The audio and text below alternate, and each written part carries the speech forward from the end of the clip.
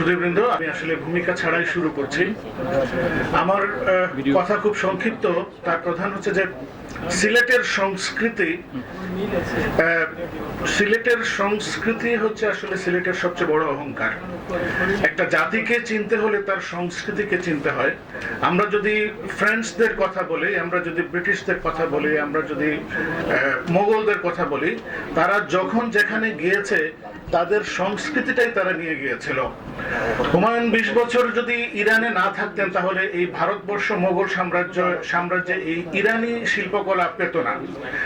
এবং আমরা যে শেক্সপিয়ার চর্চা করছি বাংলাদেশে বসে বা এই ভারতবর্ষে বসে, তার প্রধান কারণ ছিল ব্রিটিশরা যখন এই ইস্ট ইন্ডিয়া কোম্পানি যখন এই অঞ্চলে আসে, তারা ইংল্যান্ড থেকে তাদের মালামালের সাথে তাদের শেক্সপিয়ারকে নিয়ে এসেছিল।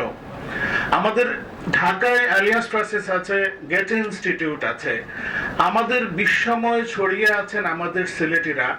আমার আজকের আহ্বান, আপনারা যারা বিদেশে আছেন, আমাদের সংস্কৃতিটাকে বিদেশের মূলধারায় প্রবাহিত করার জন্য ব্যবস্থা করেন।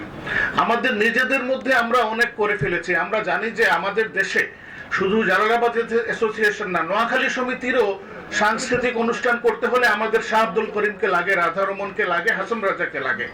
আমাদের জন্য হয়ে গেছে, আমরা জাতীয়ভাবে এদেরকে চিনিয়ে ফেলেছি। আমাদের প্রয়োজন তাদেরকে আন্তর্জাতিকভাবে রপ্তানি করা। আমরা রেমিটেন্স আনবো আর আমাদের সংস্কৃতিও তাদের সাথে দিয়ে দেব। আমাদের যারা বিদেশে অবস্থান করছেন, আপনারা প্রত্যেকেই এক একজন দূতের কাজ করছেন, সিলেটি দূতের কাজ করছেন। তো আমার আহ্বান থাকবে যে বিশ্ববাসী সিলেটের সংস্কৃতির যে ঐতিহ্য আছে, সিলেটের লোকগানের যে ঐতিহ্যটা আছে, এটাকে বিশ্বময় কিভাবে প্রচার করা যায়, মানে মূলধারায় পৌঁছে দেয়া যায়, এই ব্যাপারে উদ্যোগ নেয়া। এবং জালালাবাদ অ্যাসোসিয়েশন তার সমস্ত কার্যক্রমের মধ্যেই কিন্তু এই লোকগান, এই সিলেটের ঐতিহ্যিক সাংস্কৃতিক বিষয়গুলো সবসময় করে আসছে। তারাও একটা পেট্রন, কিন্তু তাদেরও এই যেমন শিক্ষা শাখায় বা অন্যান্য জায়গায় যেভাবে প্রণোদনার ব্যবস্থা আছে, পেট্রোনাইজেশনের ব্যবস্থা আছে, আমার মনে হয় এখানেও একটা উইংস থাকা দরকার, যাতে এই আমাদের গ্রামাঞ্চলে যে সকল লোকসঙ্গীত শিল্পীরা আছেন তাদেরকে আমরা কোনো না কোনোভাবে কিছুটা পৃষ্ঠপোষকতা করতে পারি। ধন্যবাদ সবাইকে।